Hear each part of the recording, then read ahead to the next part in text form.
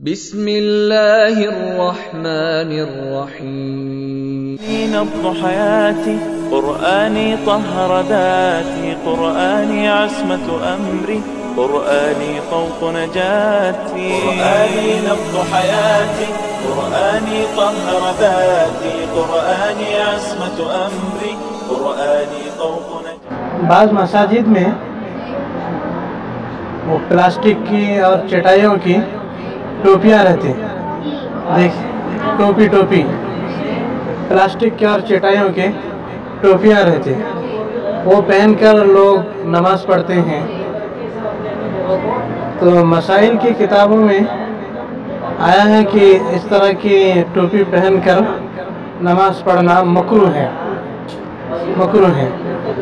اصل میں وجہ یہ ہے کہ ایسا لباس جو لباس پہن کر آپ کسی باوقار مجلس میں جانا پسند نہیں کرتے ہو، کسی تقریب میں، کسی شادی بیاہ میں جانا پسند نہیں کرتے ہو، ایسا لباس پہن کر نماز پڑھنا مکروہ ہے.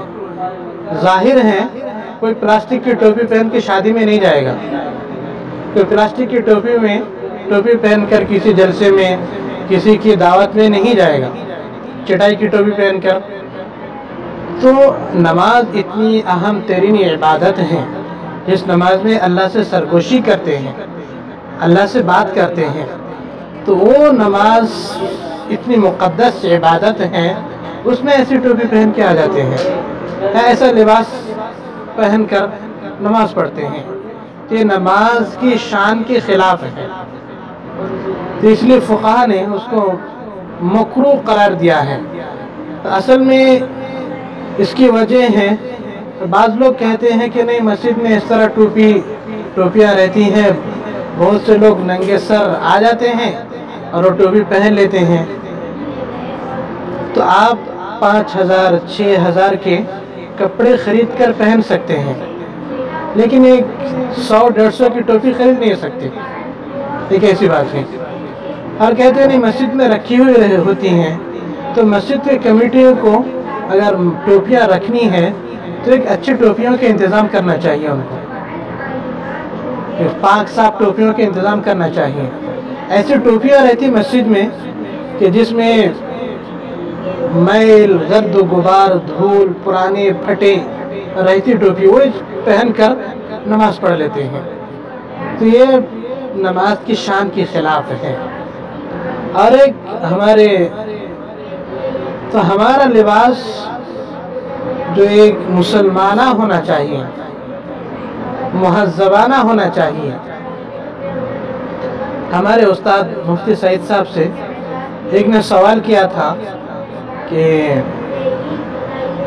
علم دین کو عام کرنا ہے تو کیا طریقہ ہے اس کے لیے، علم دین کو پھیلانا ہے اس کے لیے کیا طریقہ ہے؟ تو حضرت نے کہا کہ سب کو ٹوپی پہناؤ. کیا کرو؟ ٹوپی پہنا دو. ٹوپی پہنا دیے تو علم دین عام ہو جائے گا.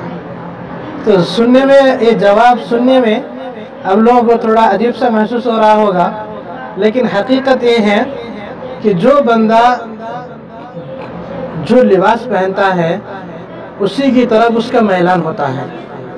ہم اپنے بچوں کو انگریزی لباس پہناتے ہیں، پینٹ شرٹ پہناتے ہیں، ایک ایسی لباس پہناتے ہیں کہ بالکل عجیب طور پر، عجیب طریقے پر دنیا کے اور نئے ماڈل کی لباس پہناتے ہیں.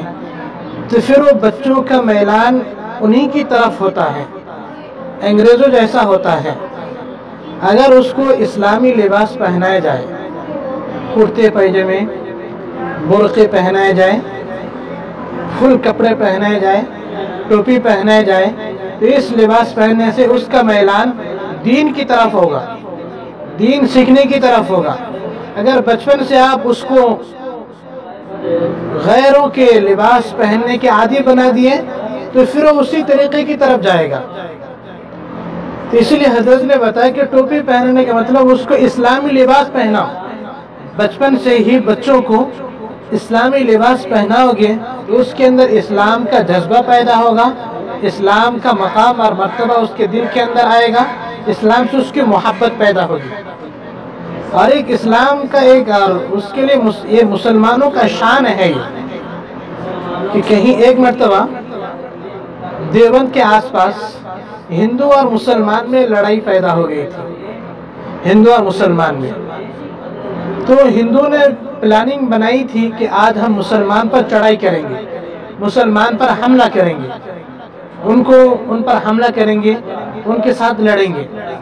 تو اس وقت کہ حضرت شیخ الہند محمود الحسن دیوبندی رحمۃ اللہ علیہ تھے، انہوں راتوں رات اس گاؤں میں گئے ہیں اور 5000 ٹوپیاں لے کر گئے ہیں، 5000 ٹوپیاں لے کر اس گاؤں میں گئے ہیں اور پورے گھر میں تقسیم کر دیے ہیں، اور کہا کہ جب تم صبح نکلو گے اپنے گھروں سے تو ٹوپی پہن کر نکلنا، جب تم اپنے گھروں سے نکلو گے تو ٹوپی پہن کر نکلنا۔ تو جب صبح ٹوپی پہن کر 5000 لوگ نکلے ہیں تو وہ ہندو پریشان ہو گیا، اتنے مسلمان کہاں سے آ گیا، اتنے مسلمان کہاں سے آ گئے؟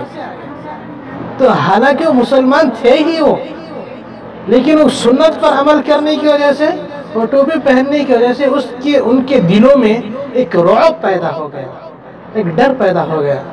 حالانکہ مسلمان تھے لیکن ٹوپی پہننے کی وجہ سے مسلمان کی خاص نشان ہے، خاص علامت ہے۔ تو یہ حقیقی مسلمان کے عکاسی کرتے ہیں۔